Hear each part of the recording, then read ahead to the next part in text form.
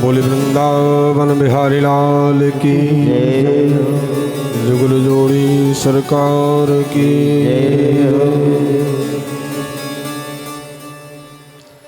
परम पावन पवित्र श्रीमद् भागवत कथा का आज खष्टम दिवस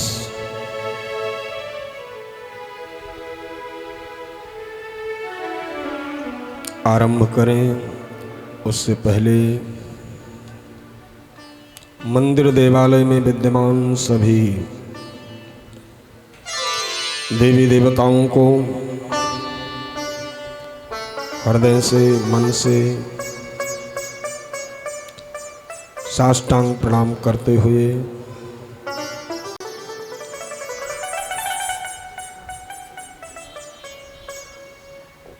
मंदिर मैनेजमेंट कमेटी के सभी सदस्य एवं महिला मंडल के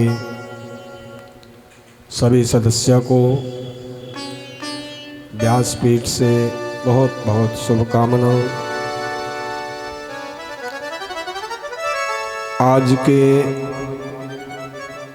आज कथा के मुख्य यजमान श्रीमान अशोक गुप्ता जी एवं दयाल गुप्ता जी, समस्त गुप्ता परिवार को व्यासपीठ से बहुत बहुत शुभकामनाएं।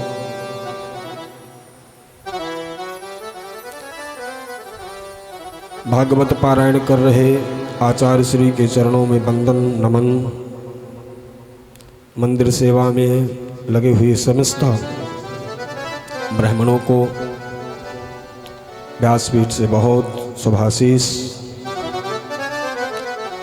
वाद्य यंत्र पर साथ देने वाले सभी कलाकारों को और तिवारी जी जो हमारे साथ में पूरा सहयोग करते हैं, तिवारी जी को बहुत बहुत शुभाशीष। भैया सिस्टम पे बहुत व्यासपीठ से बहुत बहुत आशीर्वाद।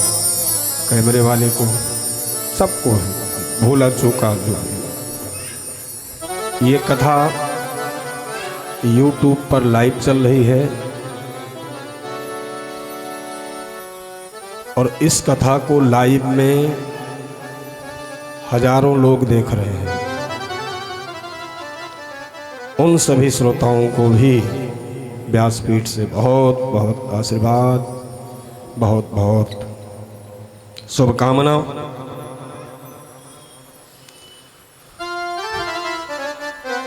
कल की कथा जहाँ से हमने विराम करी थी वहीं से कथा में प्रवेश करते हैं।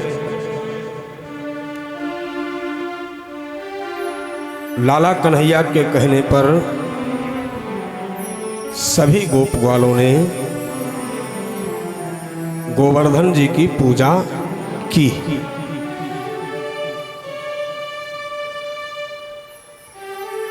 मैया ने कहा, कन्हैया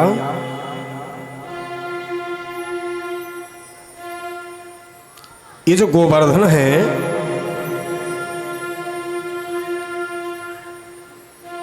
वो जैसा तू है, जैसा स्वरूप तेरा है वैसा ही स्वरूप ये तेरे देवता का है। कन्हैया ने कहा था कि मेरे देवता की पूजा कीजिए। ग्वालों ने कहा पहाड़ भोजन करेगा। कहा नहीं, पहाड़ मानोगे तो भोजन नहीं करेगा। गोवर्धन को पहाड़ मानोगे तो भोजन नहीं करेगा, देवता मानोगे तो भोजन करेगा। तो भगवान स्वयं एक तो पुजारी बन गए और एक स्वयं पूजा कराने वाले बन गए। एक रूप से पूज रहे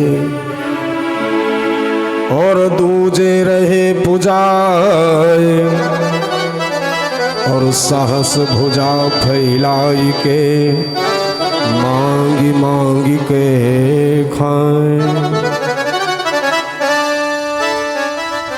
अरे ब्रजवासियों लाओ, भोजन लाओ, प्रसाद लाओ।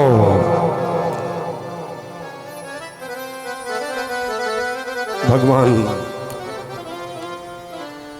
गोवर्धन का भोग लगा, परिक्रमा हुई।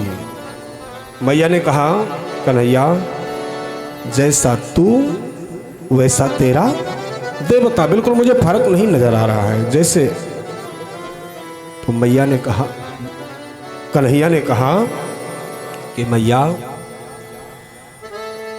जिस गाय का दूध मैं पीऊं उसी गाय का दूध गोवर्धन, जहां मैं रहूं वही मेरा गोवर्धन, तो बिल्कुल एक जैसे लगेंगे ही लगेंगे। और ये वास्तविकता है कि जिस देवता की हम पूजा करते हैं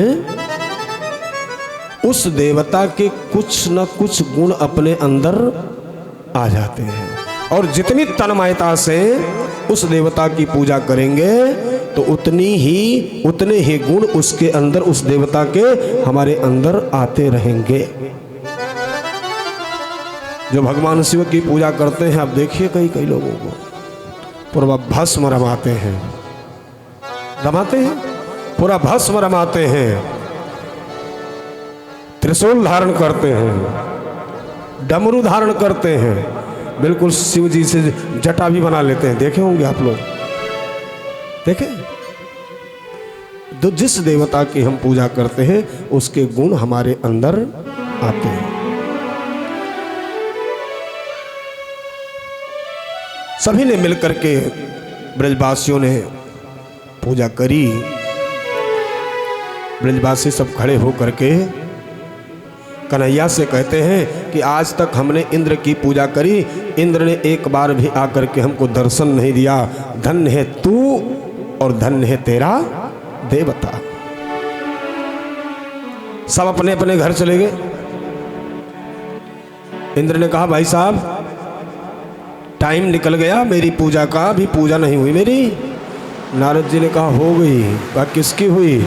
कहा गोवर्धन जी की। इस बार आपका पूजा कैंसिल, आपकी पूजा इस बार कैंसिल, इस बार गोवर्धन की पूजा हुई है। करे ये कैसे हुआ? कहे वो लाला कन्हैया है ना छोटा सा, उसी की बात को मान करके और सारे ब्रजवासियों ने गोवर्धन की पूजा करी। इंद्र को क्रोध आया और इंद्र ने आदेश दिया श्यामंतक आदि मेघों को, कहा जाओ और ब्रज में इतनी बरसात करो, इतनी बरसात करो, पूरा प्रलय ढा दो, ब्रज बह जाए, ब्रज पता नहीं लगे कि ब्रज था कहां। वर्षा आरंभ कर दिया, बादल कड़कड़ाने लगे, बिजली कड़कड़ाने लगी, बादल गरजने लगे और मूसलाधार बारिश होने लगी। सब गोपी ग्वाल घबराए। गोपी ग्वाल सब घबराए, का क्या करें? तो एक ने कहा हमने मना किया था। अच्छा ऐसे लोग मिल जाते हैं। हमने मना किया था कि इंद्र की पूजा करो, ये कन्हैया के बातों में मत आओ, लेकिन आप लोगों ने मेरी बात नहीं मानी और जब जो किया अब उसको भरो, अब भुगतो। कहा क्या करना चाहिए? कहा करना क्या चाहिए, उसी के पास चलो, जिसने पूजा करवाई है उसी के पास चलो। कन्हैया के पास सब गोपी ग्वाल गए और निवेदन किया कन्हैया इससे बचाओ। तो कन्हैया ने कहा मैं क्यों बचाऊं? मैं कन्हैया ने कहा कि इसमें मैं क्या कर सकता हूं? कहा तो पूजा तो तुमने करवाई थी। तो कहा पूजा मैंने करवाई थी, लेकिन पूजा हुई किसकी थी? कहा गोवर्धन की। तो कहा कि गोवर्धन के शरण में चलो ना। तो सब गोप ग्वालों को लेकर के भगवान गोवर्धन के पास पहुंच गए। गोवर्धन के पास जब भगवान पहुंचे तो कहा 2 मिनट के लिए सब लोग हाथ जोड़ लीजिए, गोवर्धन को प्रणाम कर लीजिए और मैं गोवर्धन जी से बात करता हूं। बात हो गई कन्हैया की। कहा ग्वालो, गोवर्धन जी ने अभी मुझे मैसेज किया है कि आप हमको छाता बना लो, छतरी बना लो और बारिश होती रहेगी सारा। तो कहा कि छतरी ये बन जाएंगे? कब कहा है तो बन जाएंगे, कोशिश तो करके देखते हैं। और सब गोप ग्वालों ने यत्न किया और कन्हैया ने गोवर्धन को उठा लिया। कन्हैया ने गोवर्धन को उठाया। कौन सी उंगली पे उठाया? कौन सी उंगली? इसको क्या बोलते हैं? इस उंगली को क्या बोलते हैं? कौन सी उंगली बोलते हैं?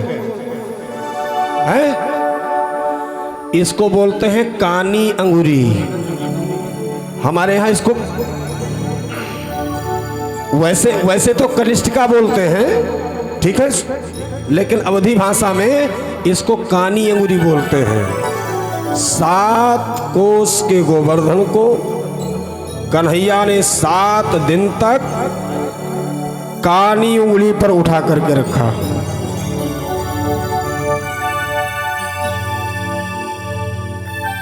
सातवें दिन सभी गोप ग्वालों ने निवेदन किया, कन्हैया हम लोग सब लाठी डंडा लगाए हैं, तो हमारा जब ये हाथ थक जाता है तो दूसरे हाथ से, दूसरा हाथ थक जाता है तो ये हाथ से, और मैं देख रहा हूं तो 7 दिन से एक हाथ को उठाए, वो भी कानी अंगुरी पे। तो थोड़ा सा विश्राम कर ले, थोड़ा सा हाथ बदल ले, इधर उधर कर ले। तो कन्हैया ने कहा कि मैं हाथ बदल लूं तो ये रोक ले जाओगे गोवर्धन को? तो कहा लो, यहां हजारों गोप ग्वाले लगे हैं, इसको लगता है ये कानी अंगुरी पे ही उठाए हैं, इसको लगता है यही सारा। अरे कुछ नहीं होने वाला है, तो बदल तो सही। और ज्यों ही भगवान ने थोड़ा उंगली नीचे करी, सबके डंडा लाठी चटाचट बोल गए, कंधे बोल गए, चिल्लाए का बचा कन्हैया, बचा कन्हैया। और कन्हैया ने तुरंत फिर ज्यों का त्यों गोवर्धन धारण कर लिया। का ये फालतू में हम लोग लगे थे? तो कहा अच्छा कन्हैया ये बता कि अगर हम सब अपना लाठी डंडा हटा ले तो कहा एक एक करके सब हटा लो।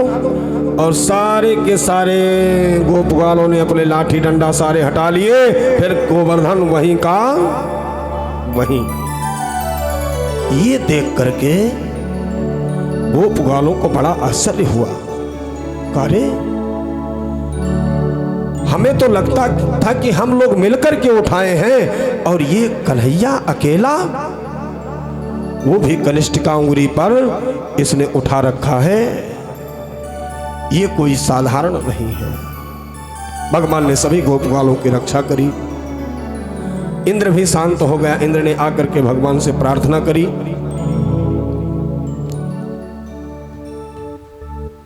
इंद्र ने भगवान से प्रार्थना करी। अब वहां से जब गोप ग्वाले निकले, तो जब निकले तो सब गोप ग्वाले जा करके कन्हैया के चरणों में लेट गए। सब लोग कन्हैया को प्रणाम करने लगे। तो कन्हैया ने कहा ये क्या कर रहे हो भाई, मुझे प्रणाम क्यों कर रहे हो? कहा तू कोई साधारण नहीं है, अब मुझे लगा कि तू भगवान है।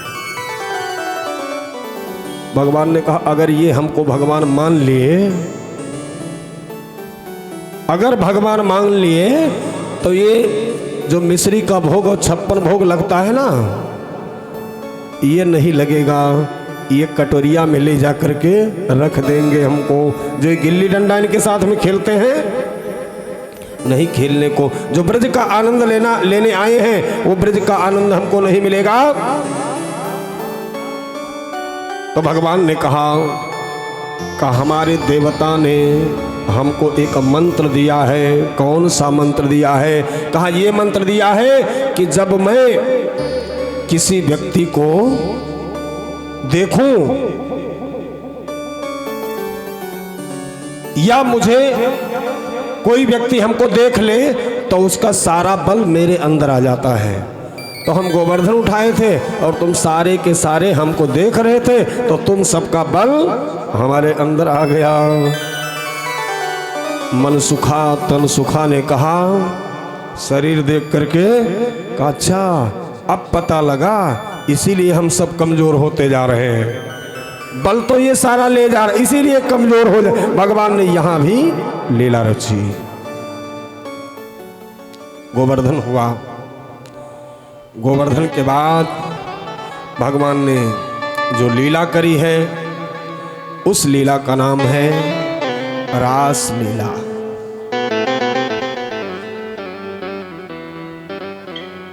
रास लीला परमात्मा ईश्वर और जीव का मिलन है। जो रास लीला है वो ईश्वर और जीव का मिलन है। मैंने गोवर्धन तत्व आप लोगों को बहुत विस्तृत समझा रखा है। गो प्लस वर्धन, गो बराबर भक्ति और वर्धन बराबर बढ़ाना। भक्ति जब अपनी पराकाष्ठा पर पहुंचती है, और कहां पहुंचती है कि सीताराम, यहां जब पहुंचेगी सीताराम चरण रति मोरे, सीताराम चरण रति मोरे, अनुदिन बढ़हि अनुग्रह तोरे, अनुदिन बढ़हि अनुग्रह तोरे, अनुदिन बढ़हि अनुग्रह तोरे, अनुदिन बढ़हि अनुग्रह तोरे। भक्ति जब अपनी चरम सीमा पे पहुंच जाएगी, तब फिर परमात्मा का मिलन होता है। और जो जीव और परमात्मा का मिलन है वही रास है, वही रास है। कि भगवान पीता रात्रि शरदोत्फुल्ल मल्लिका, दीक्षरन्तो मनश्चक्रे योगमाया मुपसृता। भगवान ने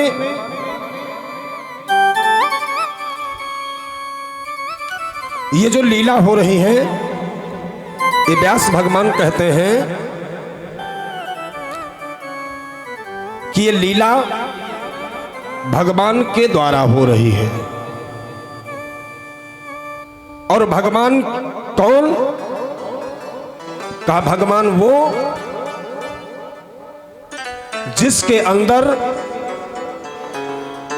छह गुण हमेशा विद्यमान रहते हैं, उसको भगवान कहते हैं।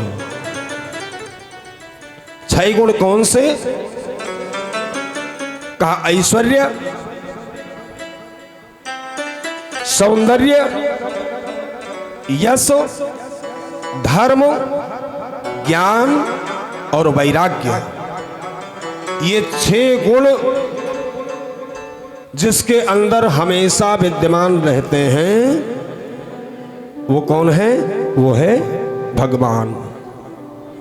और भगवान जो करते हैं, कल मैंने निवेदन किया था कि भगवान जो करते हैं वो लीला होती है, और जो मनुष्य करता है वो कर्म होता है। और जिस क्रिया के पीछे हमारा स्वार्थ छिपा होता है, वो कर्म होता है, और जिस क्रिया के पीछे संसार का कल्याण छुपा होता है वो लीला होती है। जिस क्रिया के पीछे संसार का कल्याण छुपा होता है वो होती है लीला। गोपी कौन है? कहा गोपी जीव है। और कृष्ण कौन है? कहा कृष्ण ईश्वर है, कृष्ण परमात्मा है। और ईश्वर और जीव का मिलन यही है रास। परमात्मा और जीव का मिलन ही रास है। कई लोग इसका बहुत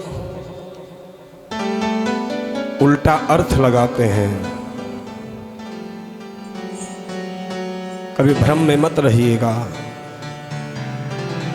और कुछ ये है ही नहीं, ये सिर्फ जीव और ईश्वर का मिलन है।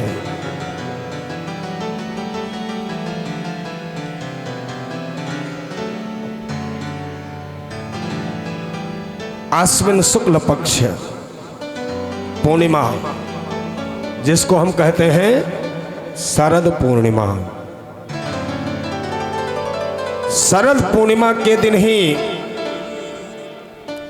रास हुआ था, और पूर्णिमा के दिन ही रास होता है, और पूर्णिमा के दिन ही रास होगा। इस बात को नोट रखिए कि पूर्णिमा के दिन रास हुआ था, और पूर्णिमा के दिन रास होता है, और पूर्णिमा के दिन ही रास होगा।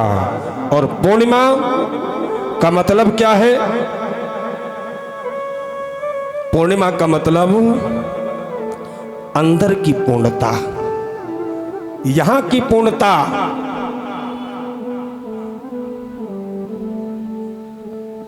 अभी तक तो हम भजन गाते हैं, मां मुरादे पूरी कर दे, हलवा बांटूंगी। लेकिन जिस दिन हमारे अंदर से भजन निकलेगा, कौन सा भजन निकलेगा? कि मुझे तूने मालिक, यही पूर्णिमा है। पूर्णता यही है, और कोई पूर्णिमा नहीं है, यही पूर्णिमा है। और ये पूर्णता जिस दिन आपके अंदर आ जाएगी, उसी दिन आपका और परमात्मा का मिलन हो जाएगा।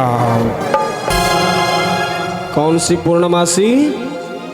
ये वाली पूर्णमासी जब आएगी तो आपका भी परमात्मा से मिलन हो जाएगा।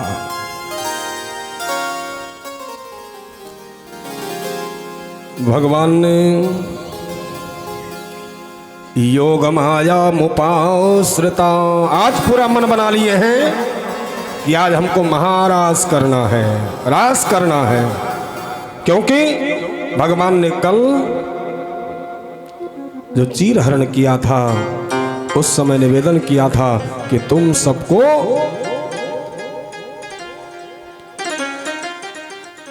मैं रास में बुलाऊंगा, तुम्हारे साथ रास करूंगा। तो भगवान ने क्या किया कि योग माया मुप्राश्रिता, अपनी माया जी का, योग माया का आवाहन किया। और योग माया कौन है? योग माया बराबर योग माया कौन है? भगवती राधा रानी। राधा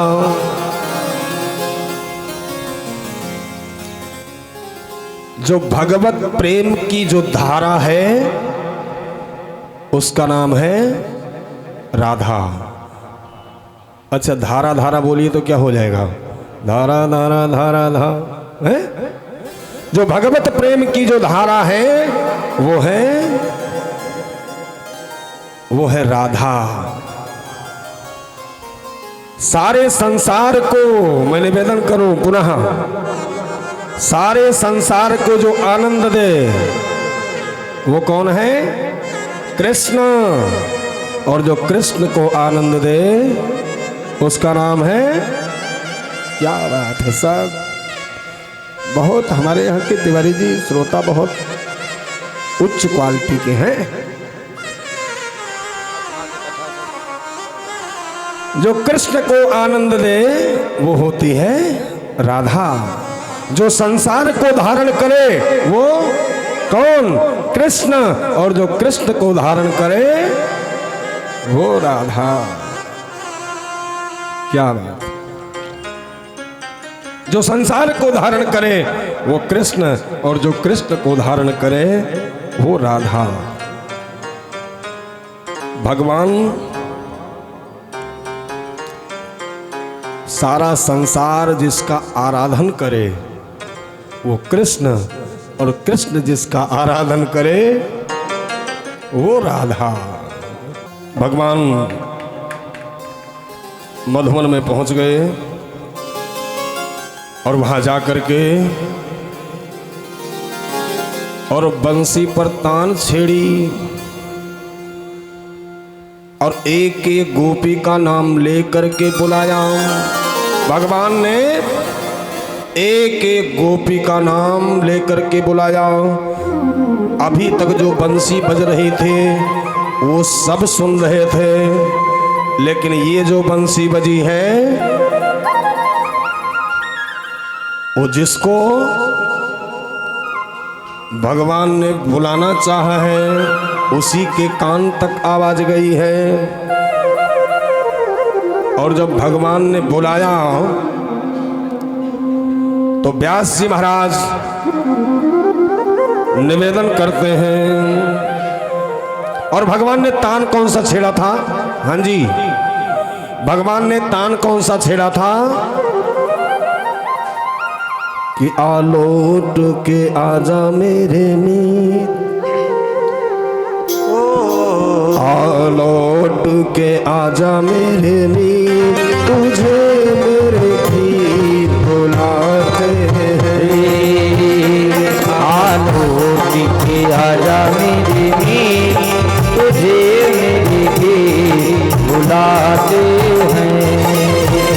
मेरा सोना पड़ा है संगीत, मेरा सोना पड़ा है संगीत, मेरे गीत बुलाते हैं। आलोट के आजा मेरे मीत, तुझे मेरे गीत बुलाते हैं। यही तान छेड़ा और गोपियों के कान में जब ये शब्द पड़ा तो व्यास जी महाराज लिखते हैं, क्या लिखते हैं कि गोपियां उस समय 4 काम कर रही थी। उस समय 4 काम कर रही थी। कौन कौन सा काम कर रही थी? कोई गोपी अपने सास ससुर की सेवा कर रही थी। ध्यान से सुनिएगा। कोई गोपी अपने सास ससुर की सेवा कर रही थी। उसने बंसी की धुन सुनी और वहां से चल पड़ी। कोई गोपी गाय दोहन कर रही थी, गऊ दोह रही थी और उसने बंसी की तान सुनी, वो वहां से निकल पड़ी। कोई गोपी श्रृंगार कर रही थी, श्रृंगार जहां था वहीं छोड़ करके निकल पड़ी। कोई गोपी साधना कर रही थी, वो गोपी माला वहीं छोड़ी और निकल पड़ी। व्यास जी महाराज कहते हैं कि गोपियों ने क्या क्या छोड़ा है? सास ससुर की सेवा करना बराबर धर्म। समझिएगा बात। सास ससुर की सेवा करना बराबर धर्म, गाय दोहन करना बराबर अर्थ। अब 65 रुपये लीटर हो गया है। अब खाली उतने में काम नहीं है। पहले गौ दोहन अर्थ छिपा हुआ है। गौ दोहन करना बराबर अर्थ और श्रृंगार करना बराबर काम, श्रृंगार में काम ही होता है। और साधना बराबर धर्म, साधना बराबर साधना बराबर धर्म, अर्थ धर्म काम और मोक्ष, ये सब छोड़ी हैं तब परमात्मा के पास पहुंची हैं। और भरत जी ने भी यही किया था।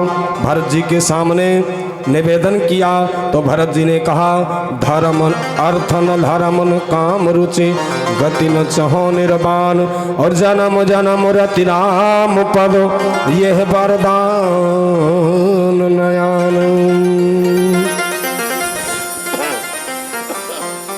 कि अर्थ धर्म मोक्ष नहीं काम चाहिए। ये राम भद्राचार्य जी ने गाया है, बड़ा सुंदर 2 लाइन गाते हैं। अर्थ धर्म मोक्ष नहीं काम चाहिए, अर्थ धर्म मोक्ष नहीं काम चाहिए, कौशल्या कुमार हमें राम चाहिए, कौशल्या कुमार हमें राम चाहिए। अर्थ धर्म मोक्ष नहीं काम चाहिए, अर्थ धर्म मोक्ष नहीं काम चाहिए, कौशल्या कुमार हमें राम चाहिए। आहा कौशल्या कुमार मुझे राम चाहिए। क्या कहा है कि न अर्थ चाहिए, न धर्म चाहिए, न काम चाहिए, न मोक्ष चाहिए, हमको क्या चाहिए? कौशल्या कुमार मुझे राम चाहिए। यही गोपियों ने किया है, यही गोपियों ने किया है। यानी ये चारों पुरुषार्थों को छोड़ करके भगी हैं, और भगी हैं तो कैसे भगी हैं? इतनी दिव्य मुरली बजी कि किसी को ये भान नहीं है कि साड़ी पहना है तो अचरा कौन सा है, आंख में काजल की जगह लाली लगा लिया है? इतनी मस्त हो गई, इतनी मस्त हो गई कि मधुबन में धूम मचाई। मुरलिया जब बजी तो कैसी बजी? तो जानती हो गोपियां भागी हैं, गोपियां भागी हैं। और इस बात को नोट कर लीजिए, भगवान तक पहुंचने के लिए भागना पड़ता है, ये भी एक शर्त है।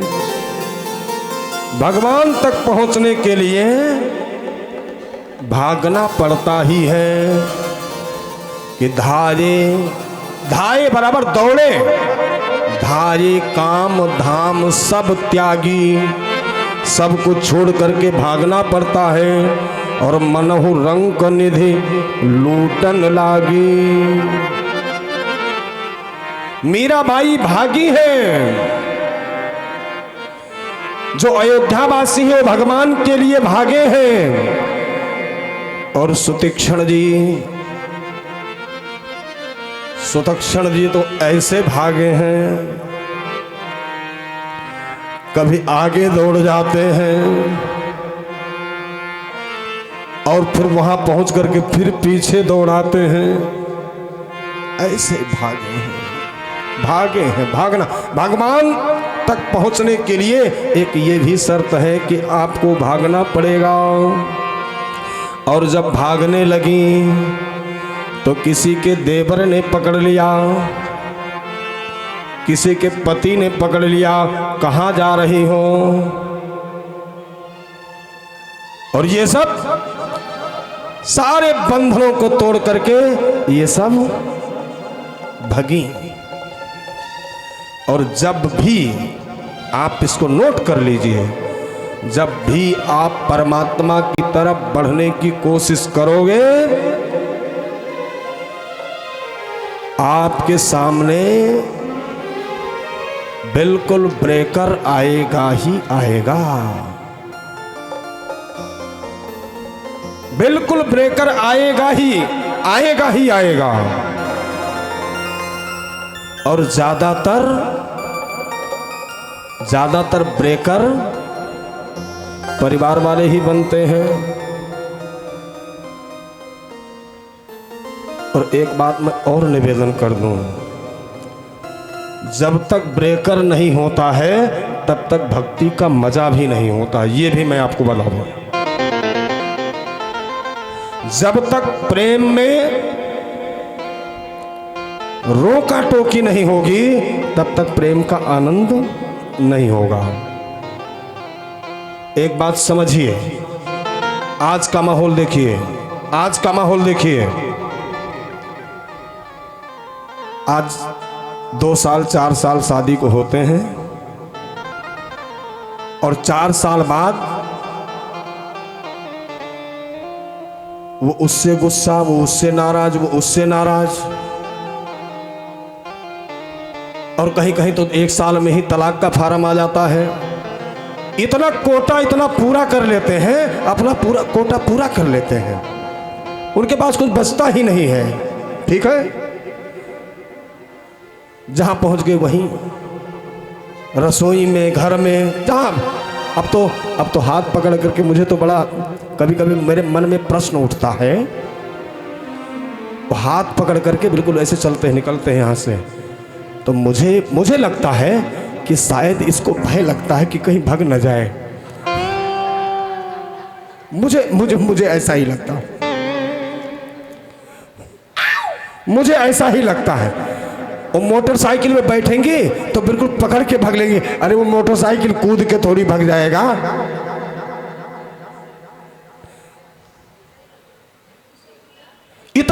इतना करते हैं कि उनका 1-2 साल में से कोटा पूरा हो जाता है, उनका कोटा पूरा हो जाता है। जरा अपना विचार कर लीजिए, थोड़ा चले जाइए, पीछे चले जाइए, पीछे चले जाइए। जब अपनी शादी हुई थी, आप दिन में मैडम से मिल नहीं सकते थे, दिन में आप मैडम से, अपनी पत्नी से मिल नहीं सकते थे, बात नहीं कर सकते थे। और 4 बजे ही सासू माँ आवाज लगाती थी, बहुरिया उठो झाड़ू लगाओ, उठो झाड़ू लगाओ।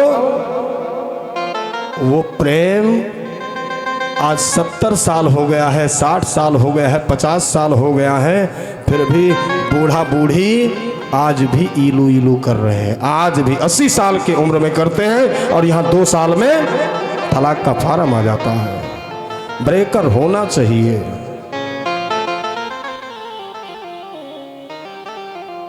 कि जब जब प्यार पे पहरा हुआ है, प्यार उतना गहरा गहरा हुआ है कि 2 प्यार करने वालों को, 2 प्यार करने वालों को जब जब दुनिया कर पाएगी, बढ़ती जाएगी मोहब्बतें, बढ़ती जाएगी। कुछ भी कर ले दुनिया इसे रोक न पाएगी, कुछ भी कर ले दुनिया इसे रोक न पाएगी। मोहब्बत बढ़ती जाएगी, मोहब्बत बढ़ती जाएगी। पूरा बाढ़ आ गई गोपियों के अंदर, प्रेम की बाढ़ आ गई और उनको सास ससुर सब रोक रहे हैं। लेकिन गोपियां ऐसे भागी कि उनके प्रेम की बाढ़ में सास ससुर सब बह गए। ये छोटे छोटे बंधे जो होते हैं ना, छोटे छोटे जो पुल बनाए जाते हैं, बंधे बनाए जाते हैं, तो ये बंधे छोटी मोटी बरसात को रोक सकते हैं। ये जब बाढ़ आती है तो फिर ये सब, तो इनकी गोपियों की प्रेम की बाढ़ आ गई। किसी गोपी को किसी ने पकड़ करके बंद कर लिया, तुमको नहीं जाने दूंगा। और वो गोपी शरीर वहीं छोड़ दिया, मन से पहुंच गई, वो पहुंच गई। वो परमात्मा, वो ईश्वर बुलाए और हम ना जाए। एक गणरिया होता है, गणरिया जो भेड़ चराता है, और हजारों भेड़ चरते हैं, हजारों को कहीं एक कोने में बैठा रहता है, एक कोने में बैठा रहता है। और जो ही शाम को 6:30 बजते हैं, सूर्य अस्त होता है, तो ही एक आवाज लगाता है और वो हजारों भेड़ उस गणरिया के पीछे पीछे चल देते हैं। वो परमात्मा, वो ईश्वर हमको आवाज लगा रहा है और हम नहीं पहुंच रहे हैं, हम नहीं पहुंच रहे हैं। वो हम भेड़ से भी गए गुजरे होंगे, हम नहीं पहुंच रहे हैं। गोपियां सारी पहुंच गई कहां पे? भगवान कृष्ण के पास पहुंच गई। भगवान कृष्ण ने गोपियों को जब देखा तो कहा, स्वागतम ते महाभागो, हे महाभाग्यशाली गोपियों, आपका स्वागत है। अच्छा, घड़ी का सुई थोड़ा इधर उधर नहीं हो सकता है? ऐसे घुमा दिया जाए, हो सकता है थोड़ा बहुत? प्रभु,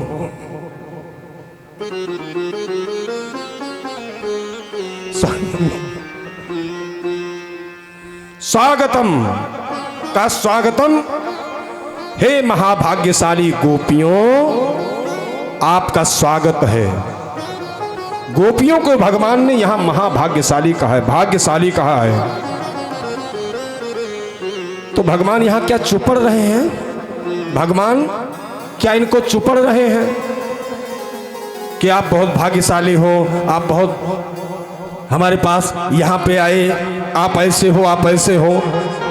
तो भगवान के कोई मक्खनबाजी कर रहे हैं क्या? कहना मक्खनबाजी भगवान नहीं कर रहे हैं। तो भाग्यशाली किसको कहा जाता है? तो हमारे बीच में, हमारे यहाँ भाग्यशाली जानते हो किसको कहा जाता है? हमारे यहाँ बराबर, आप लोगों के यहाँ अलग, यही समझना। जिसके 4 कोठी हो जाएं, बेटा बड़ा अफसर हो जाए, पैसे की पूरे भरमार हो जाए, उसको हमारे भाषा में, आपकी भाषा में, सांसारिक भाषा में उसको भाग्यशाली कहा जाता है।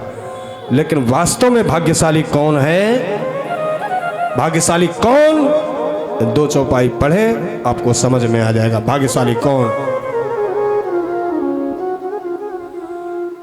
कि सोई गुना के सोई, सोई गुना के सोई बड़ भागी,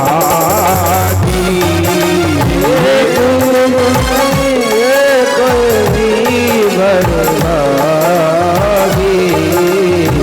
जो रघुबीर चरण अनुरागी, जो रघुबीर चरण अनुरागी,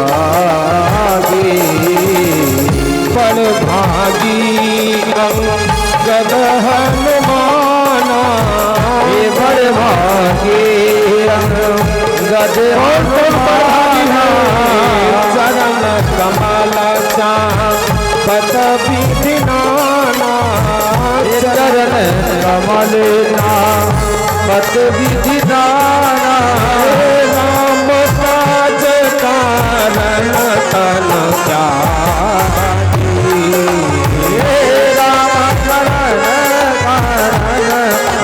त्यागी, हरि बोल गया वो परम बड़ भागी। कौन? जटायु।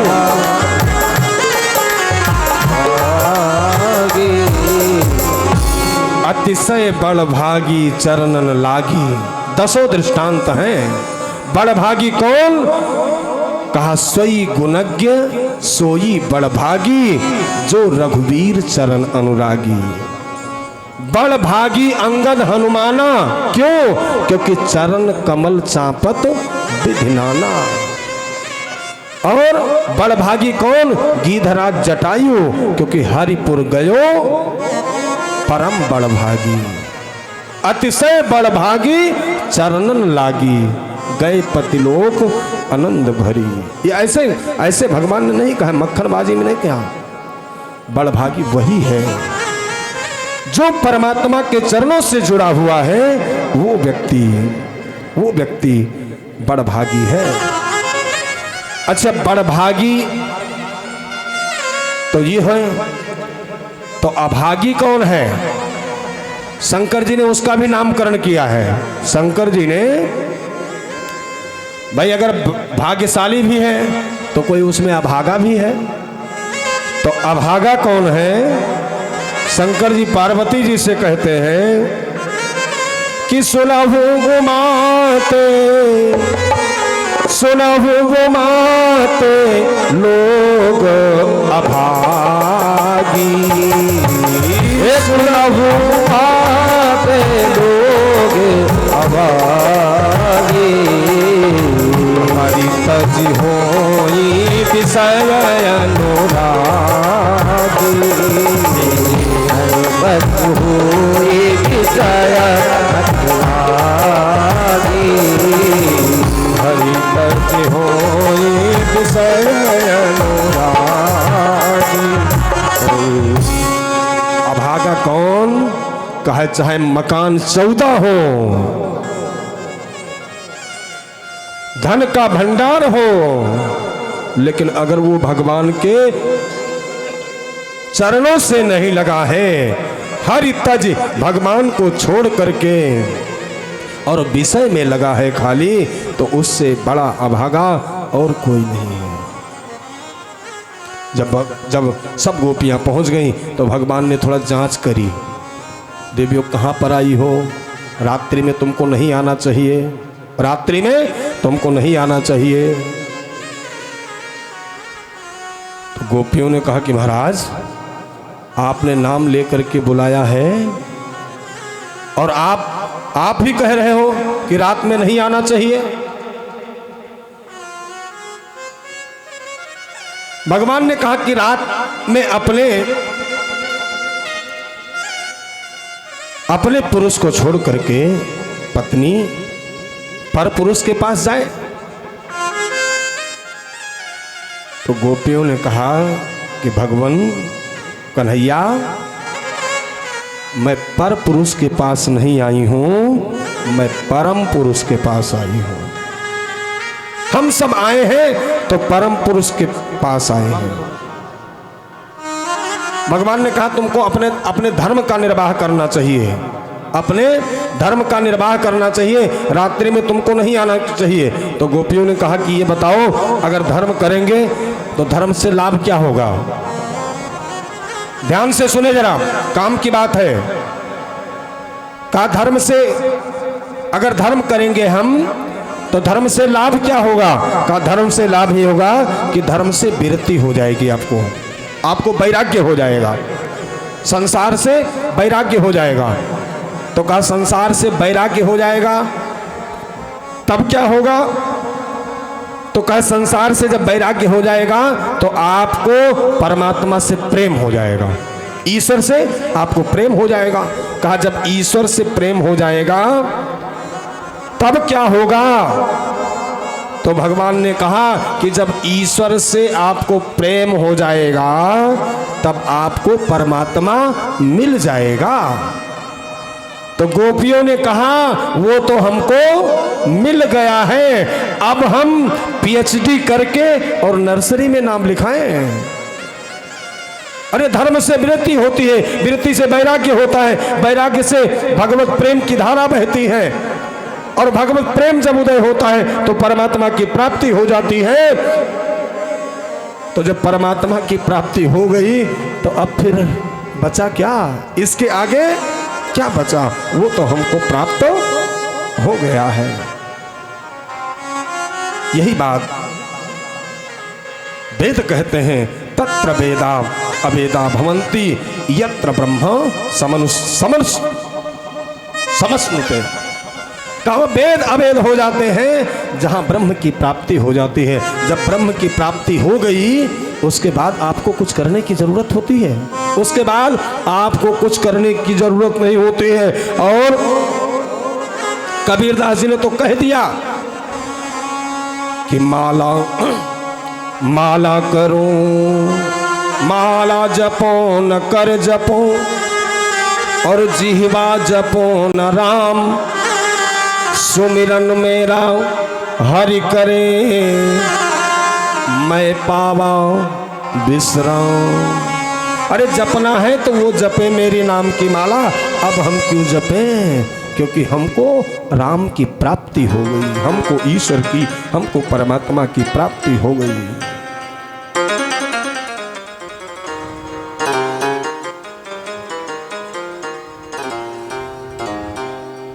भगवान ने कहा क्या करें, तुम्हारे लिए हमारे लिए क्या आदेश है? कहा भगवान आदेश नहीं, निवेदन है। यह लो अपनी लकुट कमरिया बहुत नाच नचायो। अभी तक हम तो संसार के साथ में बहुत नाच लिए, अब हमारी इच्छा है कि हम गोविंद के साथ नाचें। और हम सब नाच ही तो रहे हैं, नाच ही सुबह से लेकर के शाम तक नाच ही रहे हैं। कोई जरूरी नहीं कि कमर पे हाथ रख के और सर पे हाथ रख के तभी नाचना होता है। सुबह से लेकर के शाम तक नारी विवश नर सकल गोसाई, नाच ही नट मरकट की नाई, नाच ही नट मरकट की नाई। और जब गोपियों ने भगवान से नृत्य करने की प्रार्थना करी, फिर भगवान ने रास रचाया। और कैसा रास रचाया कि पायल की झनकार दिव्य रास करी।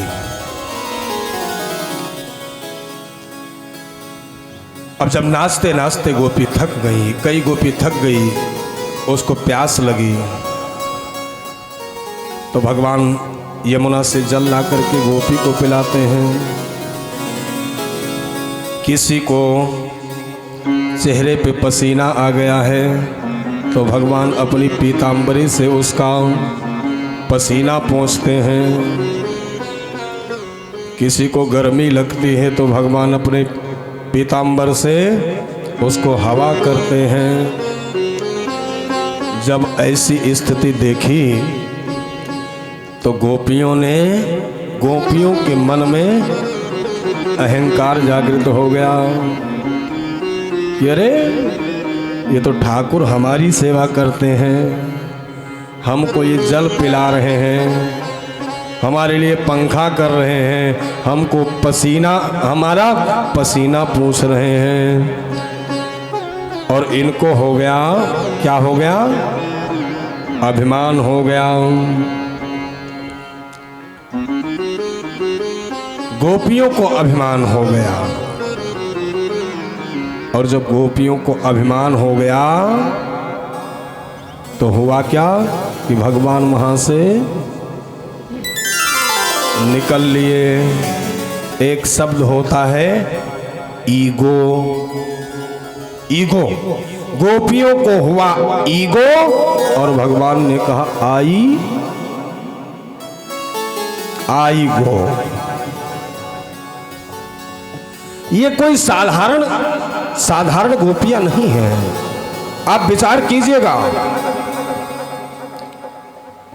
वैसे गोस्वामी बाबा ने नहीं लिख दिया है कि को नहीं असो जन्मा जग माही, प्रभुता पाई पाही मदनाही। सिया राम मुझे तेरा, सिया राम मुझे तेरा। नहीं आसो जन्मा जग माही, प्रभुता पाई ताहि मत लाही। जिया राम जिया राम जय जय राम जिया राम जिया राम। अरे कोई ऐसा नहीं, गोस्वामी बाबा ने लिखा है कि प्रभुता मिल जाए, थोड़ा प्रभुता मिल जाए और उसको मद ना आए, ये भगवान की ही कृपा होती है कि जिसके ऊपर जिसको प्रभुता भी मिल जाए और मद ना आए। ये गोपियां साधारण गोपियां नहीं हैं, प्रेम सन्यासी गोपिका। कबीरदास जी की सब जय जयकार कर रहे थे। कबीरदास जी की जय हो, उनके चेला लोग कबीरदास जी की जय हो, जय हो, जय हो। करे कबीर, कबीर क्या करे? कबीरदास ने डांटा, कबीरदास जी ने डांटा, कहा कबीर कबीर क्या करे? जा जमुना के तीर और एक एक गोपी के प्रेम में बह गए लाख कबीर। एक एक गोपी के प्रेम में लाखों कबीर बहे जा रहे हैं। तो कबीर कबीर क्या करता है? ये वो गोपियां हैं जिनको ईगो हुआ है, जिनको अभिमान हुआ है। इससे बचना, इससे बचने का यत्न करें। इनको ईगो हुआ, भगवान चले गए। जब मैं था तब हरि नहीं, मैं भी कुछ हूं। इनके अंदर यह भावना जागृत हुई कि मैं भी कुछ हूं। और जहां मैं आया वहीं ईश्वर चला जाता है। जब मैं था तब हरि नहीं और अब हरि हैं, मैं नाहीं। और सब अंधियारा मिट गया जब दीपक देखा बाहर का अंधेरा। टार्च लगा के लाइट जला करके मिटा दोगे, लेकिन अंदर के अंधेरे को जब ज्ञान रूपी दीपक जलाओगे तभी आपको दिखाई देगा। अब गोपियों ने भगवान को खोजना शुरू किया। गोपियों ने भगवान को खोजना शुरू किया। कोई यहाँ दौड़ते हैं, कोई वहाँ दौड़ते हैं, कोई कहीं जाते हैं, कोई कहीं जाते हैं। कोई जगन्नाथपुरी जाता है, कोई द्वारिकापुरी जाता है, कोई वृंदावन जाता है, कोई अयोध्या जाता है, कोई कहीं ढूंढता है, कोई कहीं ढूंढता है। कैसे ढूंढ रही हैं कि जैसे कस्तूरी कुंडल बसे, ओ मृग फिरे वनमा, ऐसे घट घट राम है कि दुनिया देखत नहीं।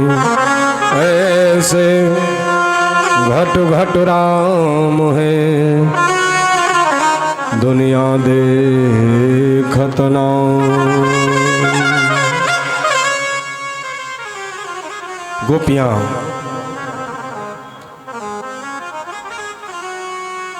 ढूंढ ढूंढ करके और थक गई। जब थक गई तो फिर वहीं पहुंच गई जहां से उन्होंने ढूंढना, जहां से गोपियों ने ढूंढना शुरू किया था, वहीं पर फिर पहुंच गई। और पहुंच करके सुखदेव स्वामी कहते हैं कि रुरुदुहु सुस्वरः राजन। वहां पर गोपियों ने रो करके गीत गाया है। रोती भी गई और गीत भी गाती गई। ये दोनों काम होता है? होता है। गोपियों ने रोया है किसमें? सुस्वरः रुरुदुः सुस्वरः राजन। यह गाने की बात नहीं लिखी है, कहा है कि गोपियों ने सुस्वर में रुदन किया है, सुस्वर में रुदन किया है। और मैं निवेदन कर दूं कि गाना आप स्वर में गा सकते हो, लेकिन रो आप स्वर में नहीं सकते हो, स्वर में रो नहीं सकते हो। और गोपियां गाती भी है तो भी सुर में गाती है, और रोती है तो भी सुर में ही रोती है, सुर में ही रोती है। एक होता है सुर और एक होता है असुर।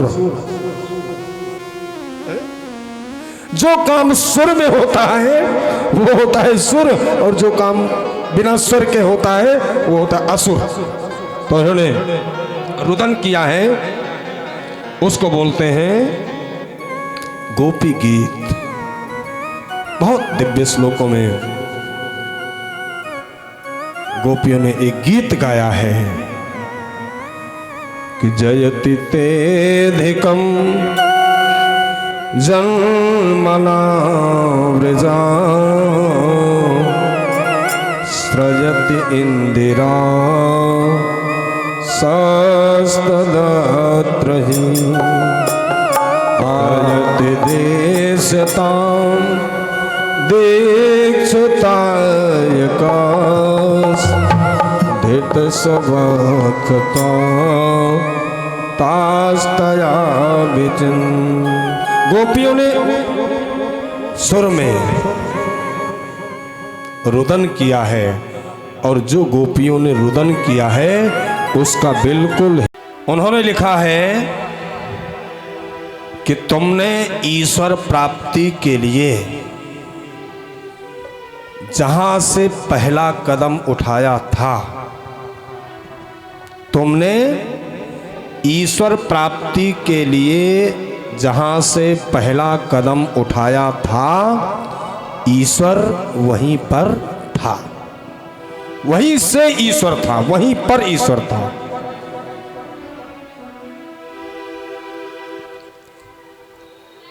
हम खोजने कहां कहां जाते हैं? भगवान से कहा किसी ने कि भगवान ये संसार, ये जगत बना रहे हो, तो तुमको सब तो बड़े आसानी से तुमको रास्ता नहीं चलने देंगे। अभी भगवान यहाँ आ जाएं, अभी आ जाएं तो निकलने ही नहीं दोगे। अरे शंकर जी को जल नहीं चढ़ता है तो भगवान हरि अगर कहीं आ जाए भगवान तो फिर भगवान को निकलने नहीं दोगे। तो भगवान ने कहा कि मैं दुनिया को बना करके मैं छिप जाऊंगा। कहा कहाँ छिप जाओगे? कहा कहीं पहाड़ खोंझड़ा में छिप जाऊंगा। तो कहा कि इतने बुद्धिमान हैं मनुष्य कि चाहे जहां तुम छिप जाओगे, वो पहाड़ काट करके रास्ता बना करके पूरा ओवर ब्रिज और अंडर ब्रिज बना करके तुमको ढूंढ लेंगे। कहीं भी छिप जाओगे तुमको ढूंढ ही लेंगे। और ढूंढ नहीं लिया, कहां पहाड़ में कहां बैठे हैं। अच्छा भगवान देखो पहाड़ों में ही ज्यादा मिलेंगे आपको, लेकिन क्या दिमाग है, भगवान भी सोचते होंगे क्या गजब चीज बनाई है, क्या दिमाग है। सब पहुंच जाते हैं कहीं भी, कहीं कितने कितने महादेव। कैसा रास्ता, कभी बद्रीनारायण केदारनाथ देखो रास्ता देखो, लेकिन काट काट करके पहाड़ काट काट करके बना करके फिर कर दिया। छुपो तुम, छुपो, कितने ऊंचे जाओगे हम तुमको पकड़ ही लेंगे, तुमको ढूंढ लेंगे। तब भगवान ने कहा ऐसा करेंगे कि जिस मनुष्य को मैं बना रहा हूं, मैं मनुष्य उसी मनुष्य के अंदर बैठ जाऊंगा, उसके अंदर बैठ जाऊंगा। वो बाहर तो ढूंढेगा लेकिन अंदर अंदर नहीं ढूंढेगा।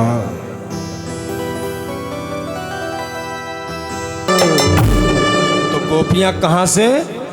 जहां से भगवान खो गए हैं, जहां से गायब हुए हैं, वहीं से क्या किया है गोपियों ने? गोपियों ने एक काम किया है, रुरुदुः सुसरः राजन। गोपियों ने कोई योग नहीं करी है, कोई साधना नहीं करी है, कोई पूजा नहीं करी है। गोपियों ने सिर्फ कृष्ण के लिए रोया है। मानो भगवान ये निवेदन करना चाहते हैं कि पूजा तो बहुत करते हो, पूजा करने वाले बहुत हैं, 56 भोग लगाने वाले मुझे बहुत हैं, लेकिन मेरे लिए रोने वाला कोई नहीं है। और जो हमारे लिए रोता है उसी को मैं प्राप्त होता हूँ, उसी को मैं मिलता हूँ, जो हमारे रुदन करता है। अच्छा, एक बार निवेदन कीजिए, बच्चे को अगर अपनी माँ की गोदी में जाना हो तो उसको कौन सा काम करना चाहिए? बच्चे को अगर अपनी माँ की गोदी में जाना हो तो उस व्यक्ति को क्या काम करना चाहिए? उस व्यक्ति को उस बच्चे को सिर्फ एक काम करना चाहिए, दबा के रोना चाहिए। एक बार रुदन करेगा तो मैया हाथ में झुनझुना देगी, खिलौना दे देगी, ये ले बेटा, उस खिलौने को फेंक देगा। फिर कोई गाड़ी कार दे देगी, उसको भी फेंक देगा, उसको भी फेंक देगा। और वो जब दबा के रोएगा तो माँ कितना भी गंभीर काम कर रही हो, माँ सारे काम को छोड़ करके और अपने बच्चे को गोदी में उठा लेगी। यही तो परमात्मा है, यही तो ईश्वर है। गोपियों ने इस तरीके से परमात्मा को खोजा। एक तो गोपियों ने ये किया है कि रुदन किया है, और दूसरा गोपियों ने अपने आप को खो दिया है, अपने आप को खो दिया है। परमात्मा को मिलने का जो पंथ है वो बड़ा ही निराला है, बड़ा ही अजब है, बड़ा ही गजब है। और अजब गजब क्या है कि अपने आप को मिटाओ, अपने आप को खो, और जितना अपने आप को आप मिटाओगे उतना जल्दी परमात्मा आपको अपने पास, वो परमात्मा आपके पास ही है कि मिटा दे अपनी हस्ती को, मिटा दे अपनी हस्ती को। अगर कुछ मर्तबा चाहे कि दाना खाक में मिलकर गुले गुलजार होता है, दाना खाक में मिलकर, पहले उस दाने को खाक में मिलना पड़ता है, तब उससे लहलहाती हुई फसल निकलती है, तब निकलती है जब अपने आप को मिटा देता है, तब मिलती है। गोपियों ने दिव्य 19 श्लोकों में पुकारा, और भगवान, गोपियां रोई किसके लिए हैं? गोपियां रोई किसके लिए हैं? भगवान के लिए है। हम भी रोते हैं, आप भी रोते हैं, लेकिन किसके लिए रोते हैं तो भगवान ही जाने। जब भगवान के लिए रोओगे तो आपका रोना भी सार्थक हो जाएगा। भगवान के लिए जब रोया गोपियों ने तो गोपियों का जो अहंकार था वो उनकी आंसुओं के साथ सारा अहंकार बह गया। और जब सारा अहंकार बह गया तब भगवान क्या हुआ कि भगवान उसी समय प्रकट हो गए। और भगवान जब प्रकट हुए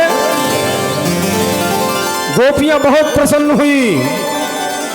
भगवान ने कहा कि ऐसा करते हैं कि मैं बीच में हो जाता हूं, मैं बीच में।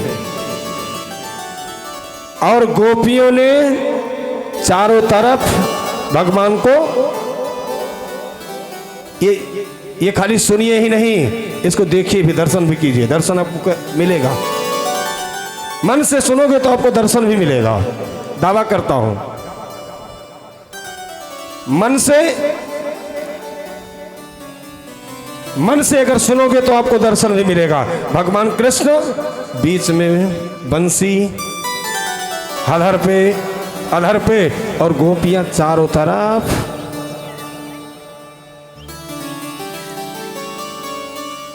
नृत्य होता है। फिर भगवान क्या करते हैं कि 2 गोपी और 1 कृष्ण ऐसा बनाते हैं, अपना रूप बनाते हैं। 2 गोपी और 1 कृष्ण। फिर भगवान ने का इसमें भी पूरा मजा नहीं आ रहा है। जितनी गोपियां थीं उतनी गोपी और उतने ही कृष्ण, और जब 2 बने, 1 कृष्ण और 1 गोपी, तब हुआ क्या? महारास हुआ। भगवान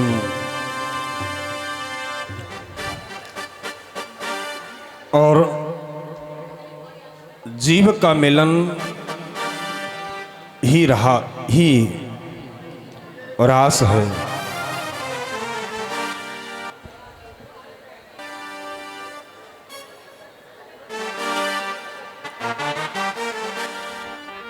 सुखदेव स्वामी महाराज परीक्षित को कथा सुनाते हुए निवेदन किया है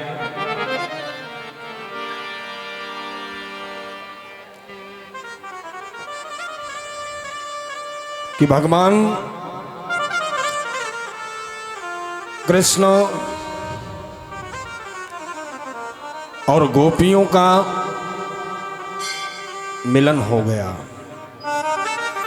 यानी भक्त और भगवान का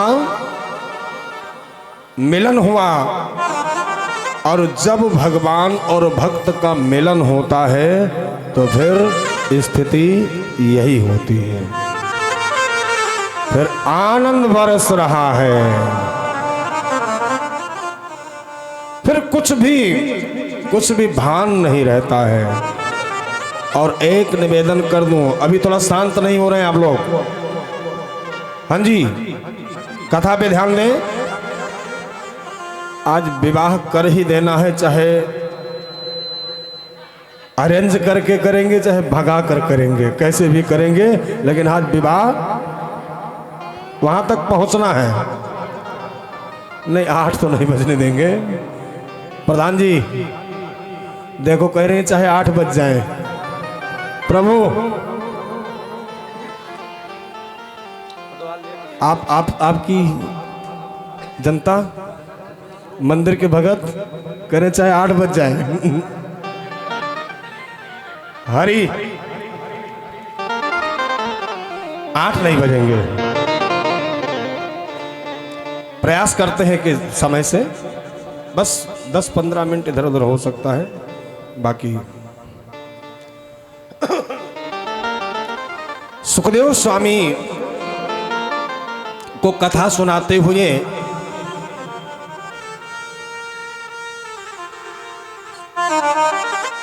राजा परीक्षित को कहते हैं, सुखदेव जी कि भक्ति परम भगवती प्रतिलभ्य काम, भक्ति की प्राप्ति हो जाना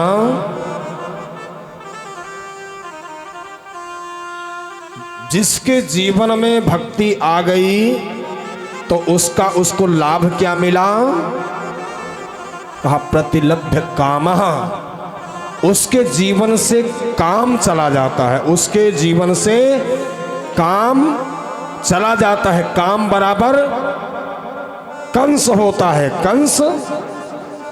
कंस का मतलब होता है काम। और ज्यों ही जीवन में भक्ति आती है तो कंस अपने आप चला जाता है। वो कंस मर जाता है और यह कामना रूपी कंस मृत्यु को प्राप्त होता है।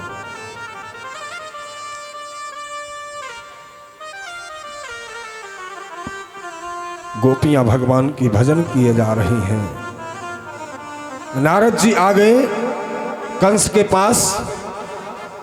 कहे किस्त किस्त में कितनी बार भेजोगे, जितने जाते हैं उतने ही मर के आते हैं। ऐसा कुछ यत्न करो कि उसको यहीं बुला लो और यही काम तमाम हो जाए। तो कहा यह बहुत अच्छी युक्ति है।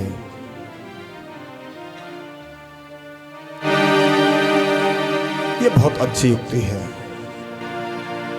कन्हैया को यहीं बुलाते हैं मथुरा में।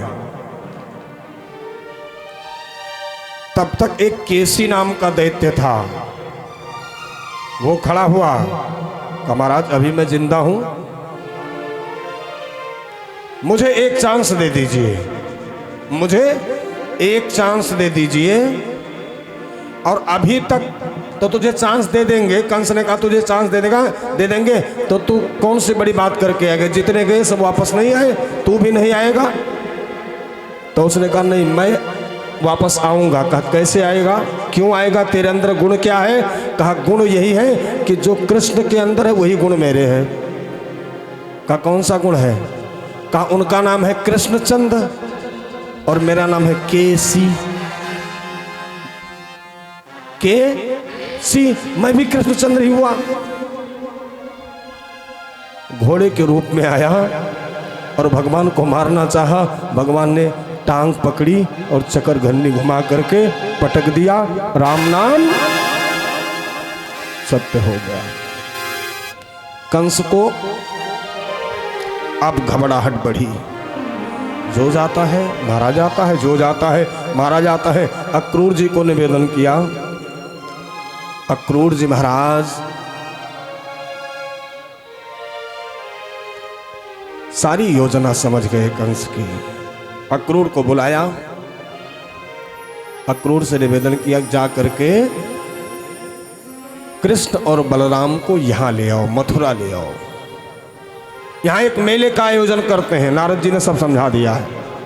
यहां मेले का आयोजन करते हैं, मेले के बहाने कृष्ण को ले आओ। अक्रूर जी जाते हैं।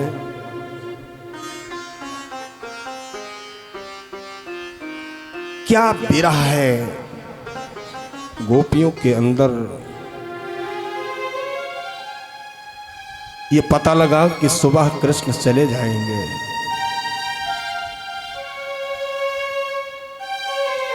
तो कहा ये अक्रूर नहीं है, ये तो क्रूर है, क्रूर है, हमारे लिए तो क्रूर है। जिस कन्हैया को देखने के लिए गोपियां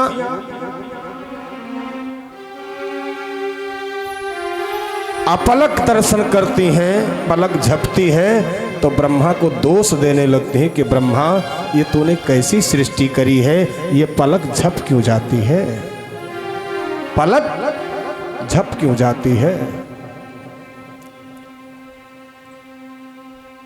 सारा प्रोग्राम